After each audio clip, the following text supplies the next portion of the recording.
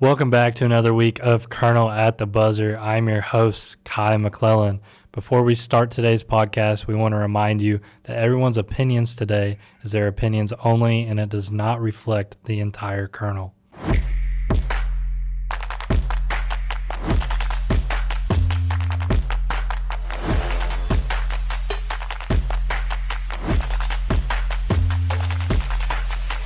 Welcome back to another week of Kernel at the Buzzer. Once again, I'm joined by my co-host, Israel Schill, my co-host, AJ Nava, and this week we're welcoming our special guest, Caroline Makauskas, from the Lexington Herald-Leader, a women's basketball beat reporter. So, oh my God. Thank you so much. Even the live studio audience is giving me a round of applause. everyone in the back blowing is my yours. mind. Yes, sounds amazing. So, guys, this men's basketball team is in a slump. It's official. We have to call it a slump. They lost 4 out of their last 5. Not looking good for them. When they're on the road, it's evident they can't compete. Their first half play is just atrocious. Doesn't matter if they can outscore their opponents 50-30 in the second half. It's just not enough to make up for it. So, first impressions of the team this week, losing to Calipari and his return to Rupp Arena, and then going on the road yet again to Ole Miss, dropping another one in a game that's like, you can't lose this one. What's the initial reaction? Is everyone freaking out about this Kentucky team, or do we have to worry? I mean, what do y'all think? I feel like if you were to freak out, I think it would be an overreaction. I just think that SEC basketball is so difficult that you can lose to anyone on any given night. And then we've talked about that before for sure.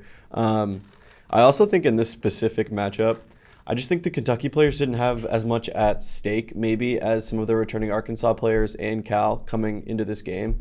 We alluded to that a little bit last episode, talking about maybe it won't be the same fight as Arkansas is putting in. And I thought it was pretty obvious that those three guys. Tiero had 21 points, 8 rebounds, 3 steals. DJ Wagner, 17 points, 3 rebounds, 8 assists. And Big Z, 14 points, 4 assists, a steal. I don't know if there was rebounds. Them former Cats, man. Yeah. Man. So I just think that maybe they just didn't quite come in with enough energy to outlast Arkansas. Well, one of my points is it's like, why did this matter to Kentucky, really? Like, it matters to the fans, but, like, as a team, like, what connection does Mark Pope and Otego Way and all these guys have with John Calipari? They don't really have any true connection. It's not like this is their, Super Bowl, to put it, but it definitely was Arkansas's because, John Calipari, one of the greatest to ever do it, whether you like it or not, comes back in his own building and just torches you. I mean, I'm confused at why Kentucky struggled. I don't know if y'all have any points to why they did. I just thought they were straight up outplayed and the defense was not there. I mean, I know it doesn't feel good to hear for fans, I would imagine, but that effort at Tennessee, it was huge. It was huge. Mm-hmm. And, the idea of a letdown game, tough to swallow from time to time, especially when the community was so excited about the return of Calipari, Zvonimir coming back, Wagner, Adu. It makes sense for people to really get up in arms about a matchup like this. But you're playing without Lamont, still playing without Kerr, and you have that huge upset win down in Knoxville. You come back. It makes sense to me that the energy, the hustle maybe wasn't as intense as they would have liked. They said they were disappointed. That was the first thing Pope said. This is a difficult loss. No one wanted this to happen. My guys are disappointed. But I think it makes a lot of sense when you look at the effort that they've had to put forth. Because like you said, Israel, I mean, it's tough to win in the SEC, even if it's at Rupp, even if you get the whole city coming out to support you. It's a tough deck of cards to handle. For sure. And, the SEC is very stacked from head to bottom. Like, you look at someone like Texas is even on the borderline of like being the last team. And I mean, straight up, I think they could probably take down Kentucky at Texas. So it's one of those things, if you're going to lose a game, you have to respond with the win. They did that after that Bama Vandy stretch, responding with that Tennessee win. Like you said, it was prominent. Like it felt like almost a turning point.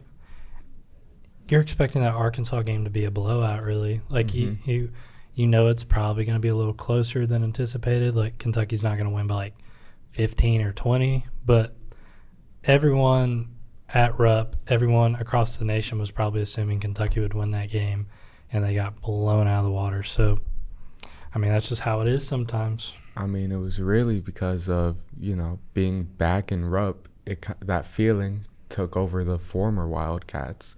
Those guys were really the ones that made it happen. I mean, you look at Adu, he averages 16 points. He put up 21 in Rupp. Big Z, he averages 7 points, doubles that with 14 in Rupp. DJ Wagner, he averages 10 and 3. He ties his season high 17 points and puts up a season high 8 assists against us. Crazy.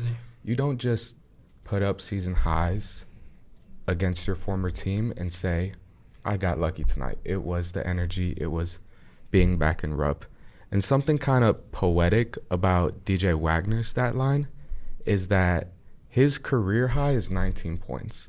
And he did that last year in SEC play in Wildcat jersey against Arkansas. And now, ironically, in an Arkansas jersey, he comes back to Lexington and then inside Rupp Arena puts up a season-high 17 against his former team. And, you could say whatever word you want. Poetic, ironic, that's just insane. So you could chop up this loss to having no point guards, no Kerr, no Butler. You could chop it up to Arkansas having their best three-point game of probably their entire season. That's a major factor. 52%. But I think what this really was the former Wildcats, Adu, DJ, Zvonimir, and even Cal coming into Rupp Arena and hunting and killing the new Wildcats in their own home. I think that something that we saw, I'm sure most of you guys saw the videos of Cal before the game in Rupp, just talking to people, just kind of reminiscing on being back. He was talking to some of the players on his team. I don't remember exactly who it was, but he was talking to somebody. He said, you've won here. You were on a high for, 10 days or something like that. And, it's crazy. I think that he kind of had everybody besides just those three buy in to the fact that we need to win this game. This is going to feel amazing for us. And it was kind of like their Super Bowl. I mean, they went in just off the gate, just firing. I mean, 55% from the field goal, 52% from three. But they also forced 13 total turnovers, 10 of those being steals.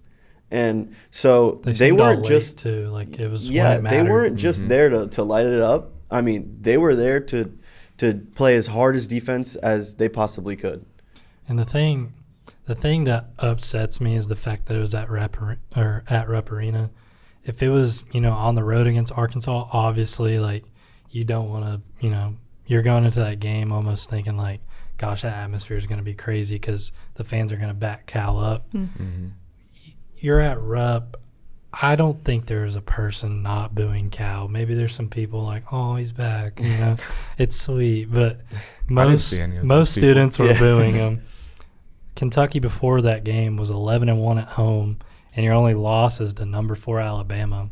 And, I mean, what was the score of that game? I mean, 102-97. It's like you can chalk that up as like, hey, that's a good loss, good loss. Yeah, it's a good loss when you score 97. Yeah, and then Arkansas just comes in and ruins that whole mojo that, Rupp is real. Maybe that's just like that whole Cinderella moment that, Cal got, and maybe it won't happen again. But now it's kind of scary when you have South Carolina coming in and Tennessee after that and thinking, man, like South Carolina has a decent little squad. Maybe they could really keep it close. Maybe Tennessee wants some revenge after, went down to Knoxville and beat them when they probably shouldn't have. And, now to me, Rupp doesn't feel safe anymore. Wow. I'm going to throw it out there. Statement. It doesn't How feel about safe. Statement. that? I guess we'll see when Tennessee comes to town, see what they do. Yeah. I mean, go ahead. No, you. I think it's really important to think about the fact that, and you did touch on this, that Arkansas needed that win. It happened to come against Kentucky. They happen to have that extra juice, the meaning of what it means, to come back and do it. But, I mean, Kentucky's on the wrong side of the fast break point battle. They're on the wrong side of the assist to turnover battle. It's not really going to go in your favor. I don't know that I'm going to throw it out that Rupp isn't safe anymore, but especially, a game like Kai South likes Carolina. to make bold statements. Yeah, I'm Okay, very I'm bold gonna with Kai learn- it. likes to make bold statements. He's He usually said- pretty quiet on press Last week row. he said Cal did nothing at Kentucky. I did not. I No, didn't Yeah, say is it a you direct did. Those quote? words One came ring. out your Can we mouth. pull the tape on this? Yes. We could. Okay, We go. could definitely I said pull he the had tape. one ring. It is live. One ring. How He many? said- How many rings do you have? Yeah, exactly. Ooh. He goes, Hey, Cal, I don't and have any rings quote, either, he but- didn't really do much when he was here. And I said, really? On the bright he side, said we just all one cut ring. him off, though. Yeah, we did all cut him off Immediately. immediately. But yeah, and a I good mean- loss. There's no such thing as a good loss. Well, There is. What did No, coming Pope from- say the other night? No, this is Kentucky. We understand the history. We know what the program means. We don't believe in moral victories, but you gotta take the positives where you can, course. even Yeah, in for a sure. loss. Especially a guy like Pope. I mean, Oh yeah. talk about the most positive dude I've ever heard talk in my entire life. And Everything is the bright side for him. I think that serves them well, and I think it will serve them well when it comes to this stretch. Absolutely. I think going forward, I mean, this Kentucky team, I'm not going to say it's redundant, but it's a bad cycle right now of us every week saying, why did they lose this game? And it points back to the same things every time. Injuries, defense, maybe, you're on the road and, without your starting point guard, what are you really going to do? I don't know if when Lamont comes back that team becomes 100% perfect just like that. But now, as Mark Pope and as fans, question if this team really still has what it takes. Being a top 10 AP team in the first season of this whole new adventure with the squad, I mean, it's huge. They did big things, but now losing the last 4 out of their last 5, you almost have to wonder, this, you can't lose really anymore. I don't think you can, go out there against teams like South Carolina when you're at Rupp. It feels so weird to me. It's the same pattern over and over again. And at this point in the year, you got to address the problems now and fix them, or it's going to get bad. Mm-hmm. I mean, I wouldn't say you can't lose anymore. I would say more your margin of errors is this thin Way to put now. And you're right. If you don't fix it now, there's nothing you can do come March. You have to address all the problems now, whether it be health, rebounding, my thing that I'm always on them about, the turnovers, you need to address it now, please. Mm-hmm. Yeah, for sure. I think if you want to talk about some problems, that game against Ole Miss, Ainsley Almanor got in a whole lot of cardio. 0.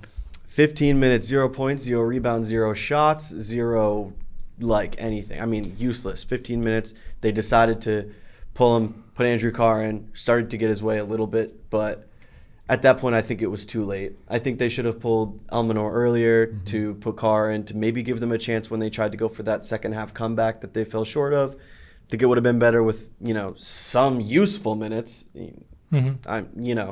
But I'm not saying that maybe they would have won. I think it would have been helpful. It's almost puzzling because, Ole Miss is draining these threes over and over and over and over. Ainsley's been probably the most consistent three-point shooter since Andrew Carr's been injured, him and Kobe. Yep. So it's you got to get this guy shots, man. He's almost cash from the corner. I would bet he makes it more often than he doesn't.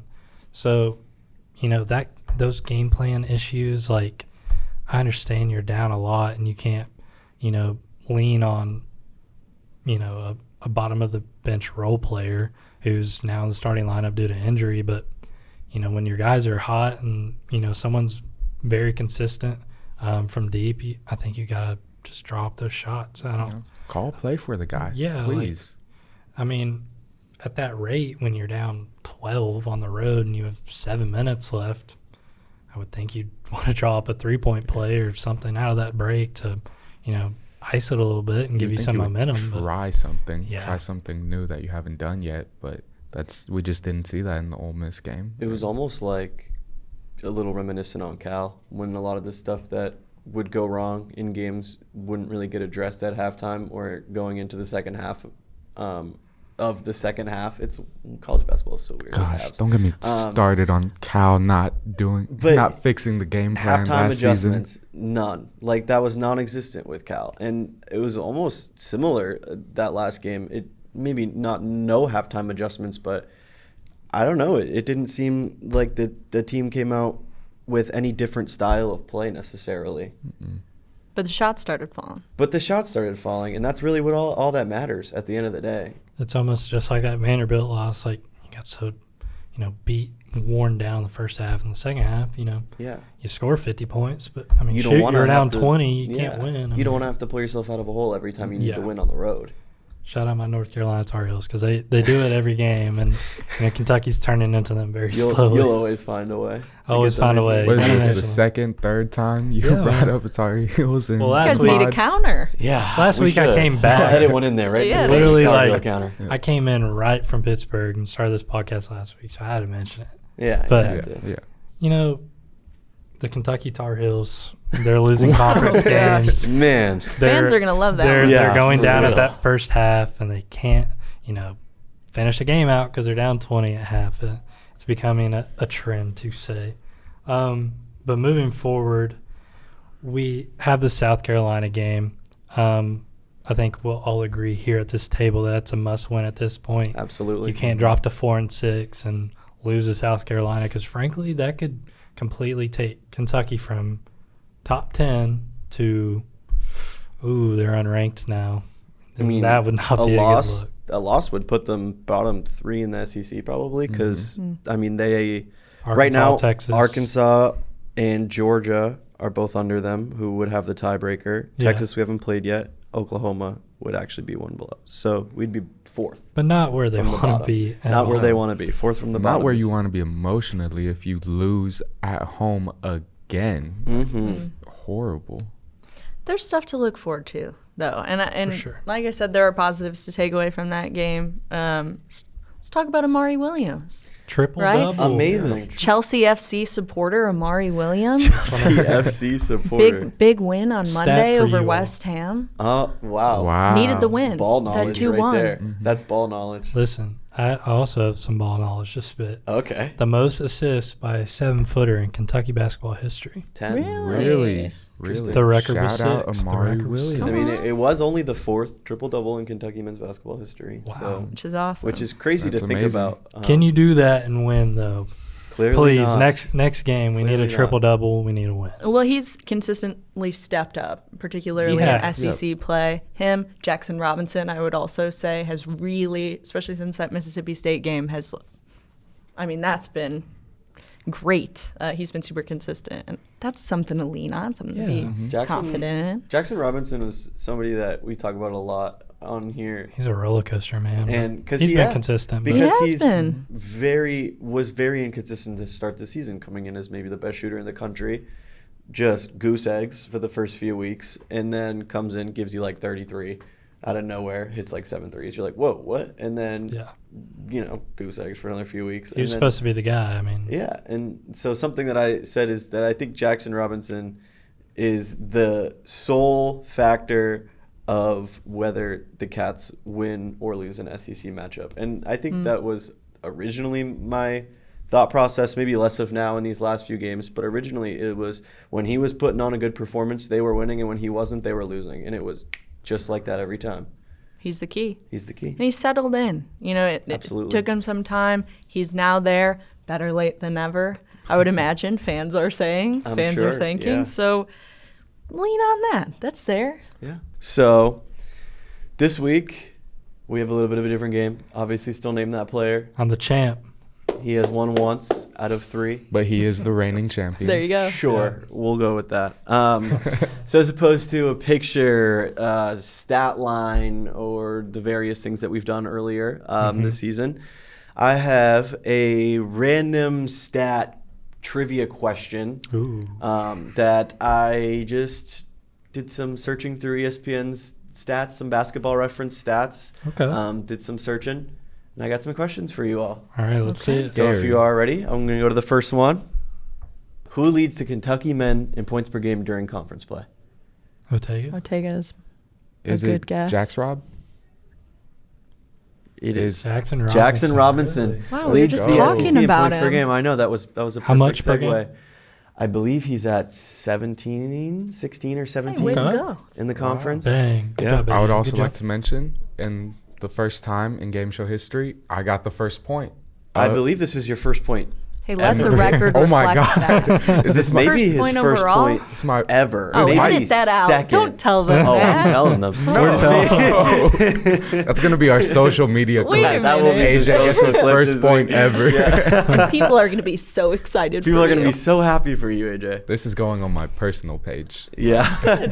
All right. Second question for you all. Who leads the Kentucky women in 3-point percentage, minimum 10 attempts? Deja It's Lawrence. Deja. Yeah, this is Deja Lawrence. 10 in the country. Number 10 in the country. She's lighting it up right Line now. it up. Next question. This one you guys have to be really thinking about. Oof. All right. Here we go. Only one men's player who is averaging 10 points per game before SEC play is no longer averaging 10 points per game. Who? Andrew Carr. Andrew Carr is correct. Wow, good. that was Wow. good. That was fast. Because Bang. of the back. Because of the back. Mm. He is averaging like 9.7. So he's it right is- there. He's on the cusp. So, Yeah. but Technically true. technically true. Bang. That was a good one. That was. All right. I like this one. This one's fun. Okay. How many total Kentucky players, men's and women's, are averaging more than 10 points per game? This is going to take some 7. math. Incorrect. 10, isn't it? Incorrect. Really close. The women have Then is 5. it 9? Other way. 11. It is 11. Really? Wow, props. 11 players. More than you would That's a think. lot. I That is a know. lot. It's a bit The women have deceiving. 5 and the men have 6. Yeah. Deja, Georgia, Amelia, Tiani, Clara. Because I know all the Claire. starters average 10. Yes. Shout out the offense of Kentucky. Yeah, and then obviously everybody except for Andrew Carr on the men's who was Rip. starting. He's right there. 12. He's right there. He's right there. Almost. All right. So yep, that is 11. And I believe, is this the last question? Is this number 5 here? I have 2 and they both have 1. So yes, the last again, question. How about just like last week? All right. Double he likes to do points this. for the last question. He likes to do this when Yeah. he's leading. Double points for the game winner. Yeah. So it's Wow. anybody's ball game. He also kicked me under the table so he could say Deja before I could. Does that Oh. count? under the table, Kai. What the Kai. heck, dude? Wow. That is not okay. Competitive, man. All right. I just want the record to reflect I did know it was Deja Lawrence. 2 women's players are tied leading the team in steals with 22. Who are they? Oh, Steals? my Would it be? gosh. Is one of them Clara? Amelia and Tiani. Wrong. Oh It's, my- is Amelia 1? I know it's for sure. Is Amelia. Georgia one of them? Georgia is one of Georgia them. is one of them. Then Deja? It is Georgia and Georgia and Deja. Deja. Really? At 22 apiece, surprisingly. Man. Not Yeah. who I thought. For a was- team that doesn't prioritize rushing in and trying to steal the ball. Absolutely. Yeah. Absolutely. 22. Deja not doesn't seem like anything. she gets a lot of steals. No. To me. Oh, All she right. gets in there. She's So, hustling. by technicality, our winner for this week, Our guest. our guest, Caroline. Let's You hear Right. this For on, Caroline, on a let's get that. technicality. This is crazy. Let's go. A win is a win. a win is a win is a win is a win, you know? All I right. guess. To see it. Congratulations. Oh, thank you. I Congratulations. That was appreciate awesome. it. All right. So, some former Wildcats from the men's basketball team were traded in blockbuster deals this past week. Most prominently, Anthony Davis was traded for Mavs star Luka Doncic, and we also had De'Aaron Fox traded to the Spurs to pair up with probably the most, dominant young star, Victor Wembanyama. These are crazy trades, guys. I want to know your first impressions. I want to know where you were at when they went down. I know I was in a hotel room and I'm grabbing all my buddies. I'm like, yo, Anthony Davis, just got Luka's a Laker.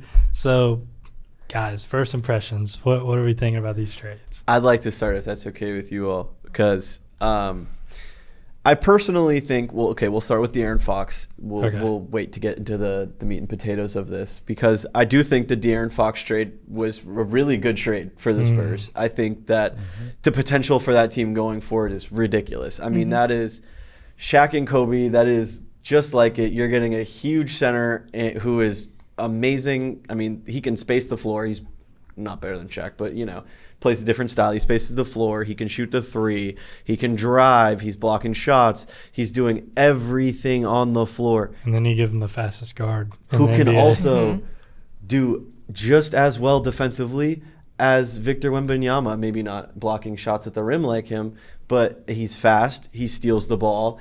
He is just has amazing court vision. And I think overall for the Spurs, amazing trade.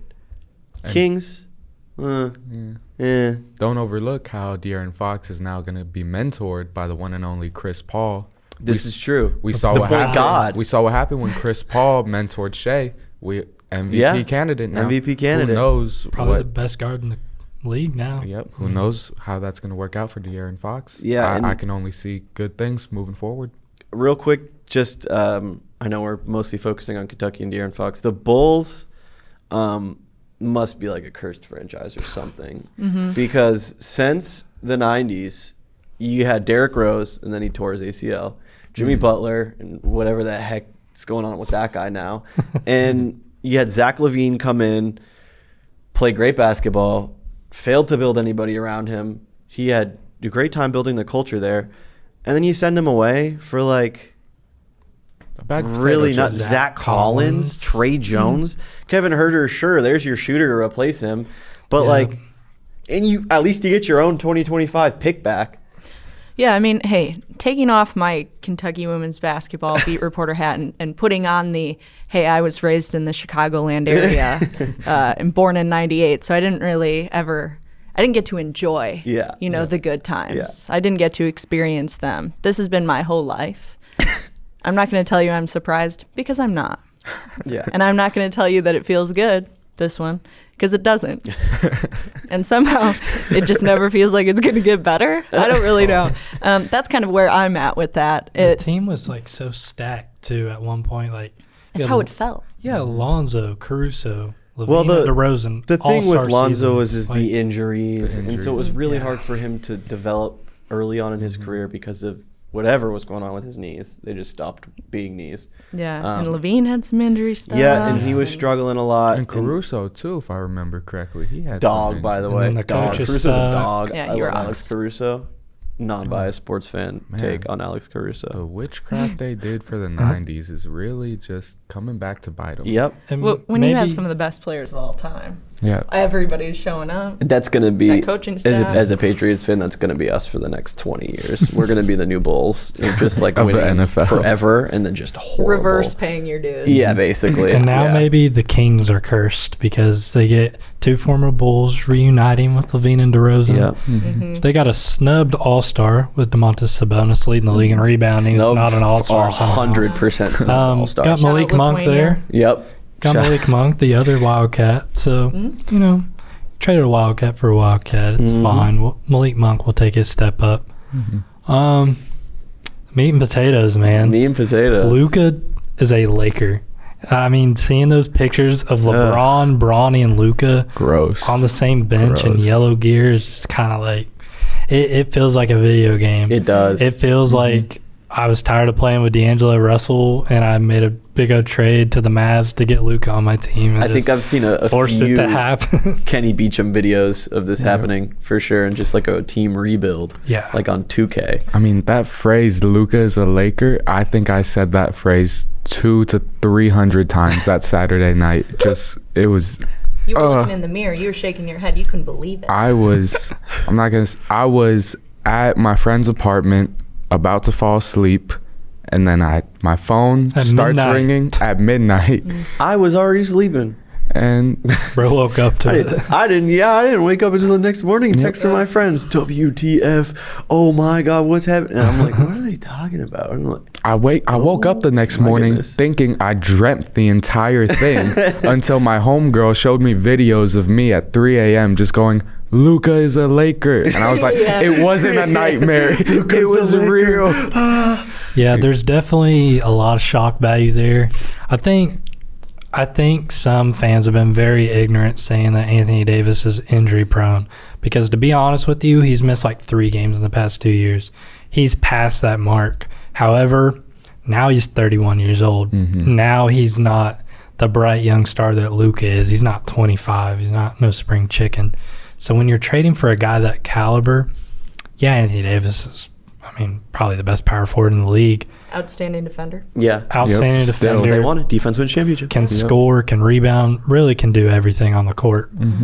But you maybe got like a 3-year gap with him, and trading away probably the most talented player in the NBA, aside from a handful of other guys, just for Anthony Davis and Max Christie, it's a crazy shock value. But the Mavericks, I think they're right there, championship ready. I mean, honestly, I'll say it. I think Derek Lively and Davis down low in that paint. That's a ridiculous take. If you have someone like Denver playing the Mavericks, you're thinking, oh gosh, Nikola Jokic, best player on the planet. You have two of the best rim protectors out there, going against him. It's not like he's going against Jackson Hayes on the Lakers, which will be their downfall. But the Mavericks still have Kyrie. They still have Klay Thompson, even though he's on his back corner. He's still an elite shooter. PJ Washington, I mean, probably the most impressive performance out of all Mavericks players in the finals last year. They have a complete team. So the trade works for Dallas, and I get why they did the trade. But at the same time, and if you just don't even dig into details at all, it's like you traded Luka.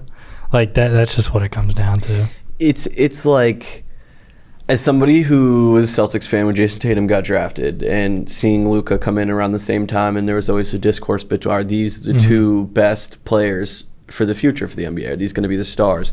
And everybody, Jason Tatum and Luka, now, yeah, they are. They are two of the top 6-7 best players in the NBA. For sure. Without a doubt. And I could only imagine the pit in my stomach if I ever looked at my phone to a report that Jason Tatum was traded off the Celtics. Sure. I would roll on the ground crying. I'm just very happy I'm not a Mavs fan. You two are lucky you're Rockets fans and not Mavs fans. True. So you're avoiding the other side of the Texas curse. Are you also a Rockets fan? No, I'm not. But respect. Full respect. Okay.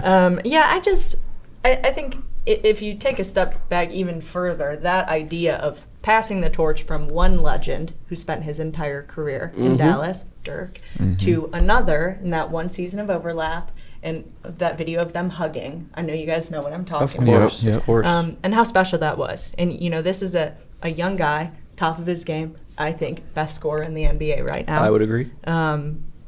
It's just, I'm going to leave all the conspiracy theories aside. It's tough to look at a guy who is young, at the top of his game, who led you to the finals last year, who wanted to spend his entire career in Dallas, and look at this and say, you know what, okay, if this truly is a win now move, if the Mavs do not win a title in the next 2 to 3 years, this is considered a failure of a risk. I already think it's a failure. I think it's a failure. That's what people say, but if they don't win now in the next 2-3 years, Anthony Davis is going to be 35. Kyrie's going to be 30 old. Klay Thompson is going to be 100 years old. If they don't win in the next 2-3 years, they missed out on their chance. And also, they didn't get the picks out of that trade to help rebuild. So it's an absolute flop of a trade. They win a championship. That's great. Shut me up real quick. But the chances of them winning the chip just went down astronomically. I don't even think they're going to make it to the Western Conference Finals. I think that the way that the West is looking right now, you trade away Luka, you're done. I don't care who you have. It doesn't matter to me. And you put on Anthony Davis on that team, you're not making enough of an impact to go to the finals this year and win instead of lose. That's great. You have 3 bigs now. That's amazing, but it's not going to work. We'll come back to this, okay? We'll talk about this later in the season. Random trivia, does anyone know how many first-round picks Rudy Gobert got? 6, 4 or 5. It was a lot. It was around 8? 6 or 7. It was way too many. It was way too many. And Luka got 1.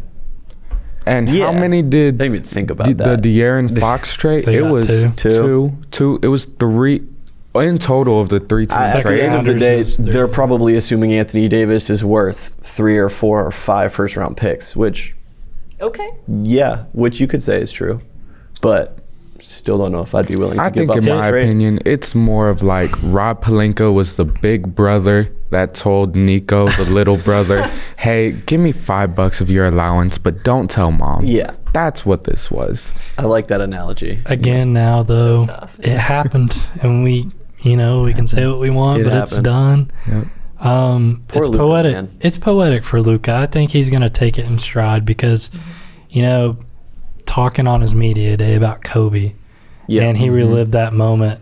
Kobe talked to him in his, language, and he turned around and they hugged, man. And, you talk about Dirk passing the torch.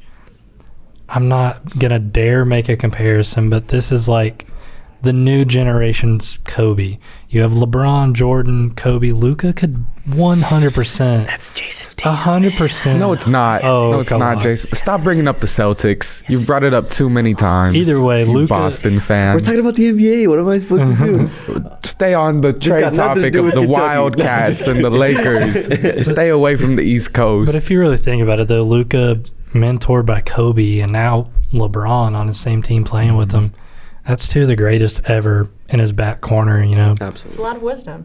For sure. And he seems like he's someone who could be a sponge. He's picked up a lot from the people around him. Sponge with food, too, according to the I wasn't going to GMs. say it because I'm not a bad person. And I laughed and I smiled and I chuckled and I didn't say it. I wasn't going to say and that. you said it. I'm happy to say it. So I'm happy to say glad it. that I didn't say it. I'm not going to lie. was gonna I do say not he agree. Sponges in that Dallas barbecue. Luka's 6'7", 260. I don't agree that he's overweight. Me neither, man. If I was 6'7", posted I'd be that like stat line? 350. I'd be huge. I like to eat. Man. Food scene in Dallas, really good. I'm sure. Not as good as in Houston. That's what I'm talking or about. San Antonio, according to Charles Barkley, but we don't need to talk about Charles Barkley. Let's not bring San up Charles Antonio's Barkley. really good. Yeah, well. I won't say anything we won't nice talk about San Antonio. No, we're not going to San Antonio. Okay. Unlike the men's basketball team, the women's basketball team is winning when it matters. They played Alabama inside of historic Memorial Coliseum, picked up a ranked win, and then they went on the road to play number 13 Oklahoma. And we saw a very historic performance from Georgia A. Moore, dropping 43, a program record. Insane performance from the Cats this past week. It's a really huge story because Kentucky was kind of played 2 weeks ago as the team who has the most to prove, right? Who have they really played was being talked about. And, what are they going to do when the lights are on against the big SEC schools? Oklahoma is not pushing the boundary of LSU and South Carolina, but they're definitely still a very prominent team. They're in Kentucky's realm. So going on the road, winning by almost 10 points and seeing such a historic performance from Georgia, it makes Kentucky fans definitely have some hope. Hey, maybe we could knock off LSU or Texas, and probably not South Carolina, but maybe a very prominent team that's in that same realm. So, guys, same as always, I want your initial thoughts on this team, but taking a different approach, are they legit? I do think this is a legit team. I know it's important not to reflect too much on the Kyra Elsie era or the Matthew Mitchell era when kind of trying to analyze what makes this team good or not good. But over the past couple of years, they totaled 24 wins. And right now, this team is 19-2. Now, crazy. that's the Kenny Brooks effect. That's the magic that somehow has happened, welcoming 11 new players, a lot of whom had zero interaction prior to this summer, making them work, finding the chemistry. I think they've already played teams, or specifically to open SEC play, Mississippi State and Vanderbilt were both games that I had circled as, I'm not sure how this is going to go. I've been really high on Vanderbilt since the preseason. I think that team is super good. A lot of young talent. They're going to be good for the foreseeable future. Shea Ralph is a very talented coach. Mississippi State is, taken some stumbles, but is still a pretty strong team. I think they've faced top-level competition. They have not faced that Tier 1 elite competition. But you're right. This week of Alabama, Oklahoma, starting to see it. And it's not just because they're ranked. It's the style, the way that these teams play. They're fast, they're big, they're tough, or, Oklahoma big. But these teams are tough. Alabama has some of the best guards in the league. Oklahoma is a really well-rounded roster. They're trying to figure out how still to get it all together. I can understand that. But just Kentucky, time in and time out, I've been impressed with what they've been able to do, particularly with the shorter bench. It's not what they expected when they signed these transfers, but this is a gifted squad that, most importantly, communicates super well on the court. I mean, your call back to the Vanderbilt game. Vandy's recognized as one of the, upper echelon SEC teams now. They're very good. You had Michaela Blake's drop 53 the other night, I'm pretty sure. It's crazy. And, Kentucky held her to 20. So it's one of those things, it was so early in conference play. Maybe you're not expecting that, first round punch. But now going forward, you can just straight up say, Kentucky beat that team, sizably. I mean, 96-78 at Vanderbilt. So there's some big wins in there. You don't have to have a number beside your name with, a national ranking to be considered a good team. Belmont, for example. Belmont was an amazing team coming into that Kentucky matchup. That was a game you could almost chalk up, Belmont could actually, win this one. And now they're considered a quad 2 win because of how successful they've been in their conference. And, Kentucky beat them obviously, but those little things before the conference play matters. It really matters. So I really think that the two-man game that Amor and Strack played, obviously all season, but specifically in this Oklahoma game, transferred really well to just getting points on the board. 95 is a lot. It's a lot of points. I mean, it is. Obviously Amor scored half of them. She's not going to do that every night, so maybe that total would have been down in the high 70s instead of where it was normally. But the two-man game is great. I mean, the pick and pops, the pick and rolls when they're on offense are giving so many options to Kentucky to either bang low in the post, dish it out to Hassett, who maybe will push one more for Lawrence in the corner. And they have so many players who are really able to either bang down low or play super well outside and behind the line. So I think it's a really good opportunity for them to keep doing that going forward. But I think if that two-man game kind of stumbles, I think they'll probably drop a few games that they're hoping to win. Well, the biggest, way to support that is proof in their 2 losses this year. Against North Carolina and A&M, Claire Strack was nowhere to be found. And Georgia had bad shooting games. Look what happens. They lose. I'm not going to pick on them too much because obviously, you're playing against the number 13 team on the road and, boom, here's 43, boom, here's a near double-double, right in your face. But you don't know how to judge them almost because it's like when they lose, it's clear why they lost. It was because the 2 leading scorers had bad shooting nights. I think A&M's a very good example because I think LSU's going to game plan, to guard, Georgia and absolutely hound her all game. She's used to it. And Oklahoma tried to do it and she dropped 43. It's just so weird to gauge it. I don't know, Caroline, if you have any input in that. I just think it's so hard to gauge. You don't know what you're going to get. It's just weird. I wonder, they talk about it all the time. Kenny Brooks talks about it all the time. They're still trying to figure out what exactly is working for them. Now, that's obviously progressed a ton, and it's worked out for them over the course of the season. But, I want to highlight the fact that how many minutes did Clara Strack play in the second quarter of this Oklahoma game? You guys know? Probably 0. Really? 0. Goose egg. Was it because of the fouls? Yeah. Foul trouble, yeah. Another goose egg. And, it wasn't the best quarter in the world for them. They put up 15. OU put up 17. And that first quarter lead certainly helped them. But, they are finding ways to win even when they don't have the option of Clara Strack, to do that two-man. And, again, Amor is going to do what Amor is going to do. That's a first-round W pick. But yes, I've just been consistently impressed as the season has gone on. Okay, this is a problem. This foul trouble is a problem.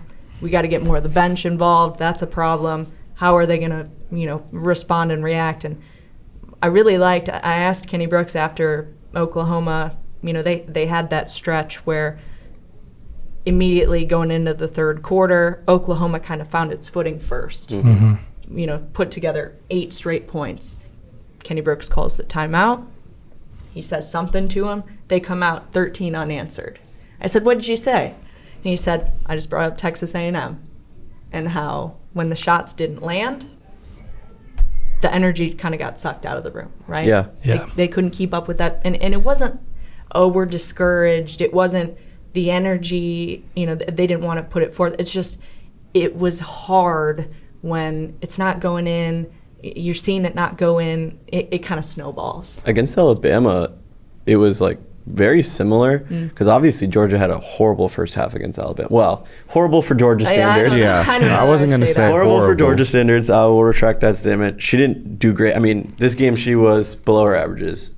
Still played very solid, and the two-man game with Strack went well. But Alabama found a way to stop her early on, and immediately she got straight to dishing the ball, straight to just finding anybody else who was open in the corner or somebody else who can drive. And Alabama did a great job at getting the mismatch and switching when Strack and Amor were doing pick and rolls. Alabama did a great job at getting the switch to have Alabama center down low with Amor. And that's great ways for them to get buckets. But I think that Kentucky did a great job at answering on the offensive end, especially when Amor wasn't playing well and some of their more consistent players were playing a little below their standard. Yeah, trust me. I mean, I hope I eat my words with this, but when they play LSU, I almost imagine a game. Georgia's one of those players who no shot is a bad shot for her, but she has that Curry tendency. Like, when she makes two, she will pull them from anywhere. She don't care. It was evident, too. She did that a few times. Yeah, I'm worried there's a good that heat check or two in that game. When, they try and run that two-person game with Clara, that, she gets in that foul trouble with Moreau down low, and then Georgia's forced to not really have a pick-and-roll option. Tiani's pretty solid in that game. But I'm just thinking of all these – Deja's not hitting her shots. Amelia's not hitting her shots. All it's going to come down on Georgia very quick, and you're expecting one player to go out there and help you beat the number 7 team in the country. Like, I just think it's going to get tough real quick. I don't think LSU will be an easy game by any means. I think LSU is a very, very good team, and Anissa Morrow probably will be the SEC Player of the Year, and for good reason. But Chicago's own. What's her rebounds now? I mean, it's like 16. That's a great question. It's amazing. It's insane. 14.2 rebounds. I think the situation you just described, that's a lot of what ifs. It is. To underestimate the offensive potential of these other players like Tiani, like Amelia, like Deja. I mean, Sanaya Tyler has come in and put up a couple really solid games. Great energy off the bench, too. I think that particularly the other starters provide enough juice that even if Georgia doesn't have the best night, it may not matter. Yeah, you saw it. You've seen it. You've seen them take care of business. I think Deja's the firepower. I mean, really. She's not play-wise, but just like straight energy. Like, no, I've seen them fired up. For sure. I've seen the crowd be dead silent when they're only up 3, and Deja starts clapping. Like, hey. Tiani got a off-the-ball foul. Like, it was like not a play to get hype at. It's hilarious. I remember that. She knew to celebrate. Yeah, you have little things like that. I mean, especially with the home crowd. If that game's at LSU, it's almost like chalk it up, right? But now I hate maybe not. I hate to have my what ifs, but being at that, being at historic and having the home crowd and having a team that's respectable now as one of the best in the country, it's going to be sold out.